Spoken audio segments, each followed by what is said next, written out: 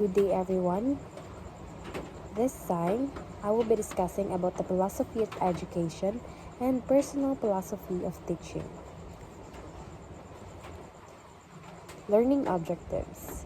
Elaborate the definition and nature of philosophy education and differentiate philosophical foundations of education between Western and Eastern philosophy. So therefore saying on this topic we'll be discussing about the different philosophical foundations of education, especially the Western and Eastern philosophies. Since we are done with the reading of our learning objectives for this topic, let us proceed to the overview of this lesson.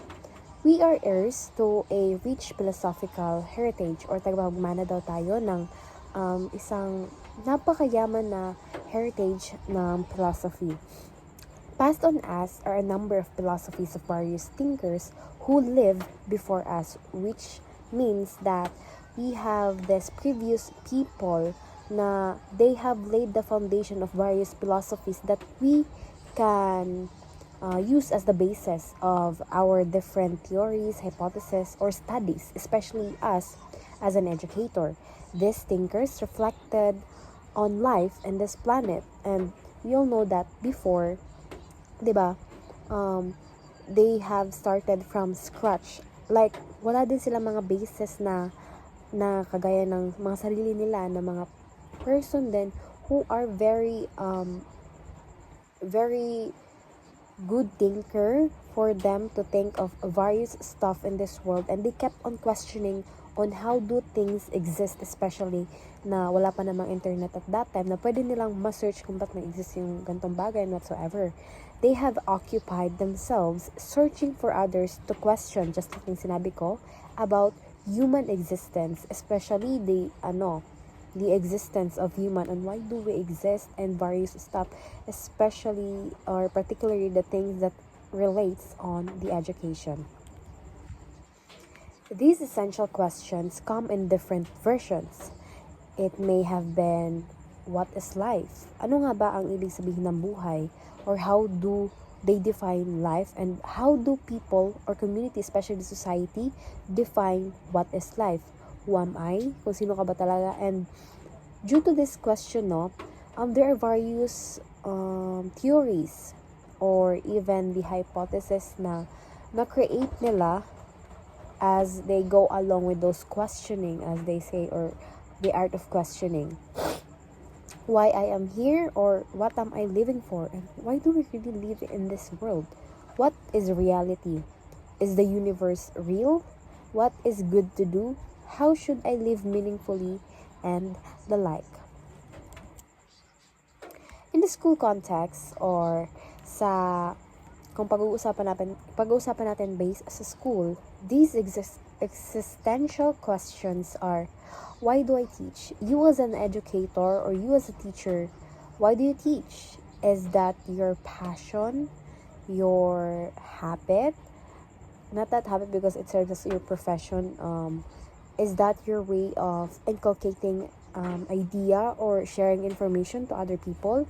What should I teach? Especially if you're in a profession of teaching, di ba may mga certain majors tayo na tinitake up, just like us. We are a Bachelor of Secondary Education, major in General Science. Unlike with the elementary, they have different, like, kung sa music pa, different genre ng mga ituturo sa mga students. How should I teach? What are your strategies? And with these questions, this will serve as the basis on how will you approach your students, how will you teach them, and how will you live as a teacher on a particular learning institution or learning environment. What is the nature of the learner? Especially if you are a teacher who are into genuine learning, you should always put into consideration first, what is the nature of your learner? Kasi kapag alam mo yung nature ng estudyante mo, you will know how to approach him or her in an effective way. You will know how to be his or her teacher in an effective way kasi alam mo kung paano matututo yung bata, because you studied the nature of that certain or particular learner. And lastly, how do we learn? Paano nga ba tayo natututo? And based sa previous natin na mga ideas, especially when we were just in first year, we have introduced into various types of learning. Are we visual learners, audio learners, or whatsoever? Diba? That is how we learn. And those ideas or information can be used by us when we become a teacher or us as a future educator.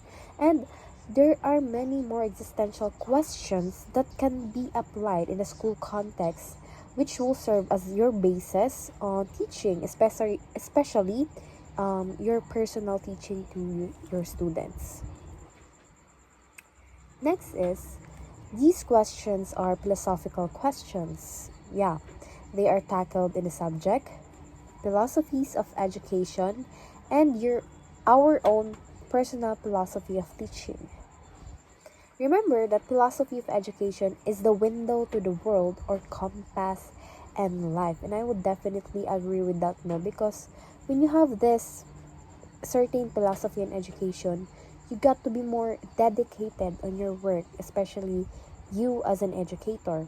Hence, philosophy of education is reflected in our dealings with students, colleagues, parents, and administrators. And I would definitely agree with this one, no, because as a teacher, we do not just work on our own. We consider or we deal with our students, especially our students, because they are the main recipient of our teaching style, teaching ability. Kumbaga kung sa business pa, they are our clients. The colleagues or our co-teacher. Kasi diba, our co-teachers can greatly impact our performance as a teacher. They can positively impact us or negatively impact us. Depends on how you will take those information, those situations that you will have with them. Parents, that is why we have this homeroom parents teachers association meeting, right? Like, we have this, I think it's once in a quarter kung sa elementary pa or sa higher grades. And because of that, we get to interact with the parents, which are also a great contributor to the learning of the students and to the behavior, attitude, and great contributor or influencer on the nature of the students or the learners. Next is the administrators. Why? Because we as a teacher, we do not just work on our own. We follow certain rules aside from the ethics of a teacher or kung ano-ano pang mga rules dyan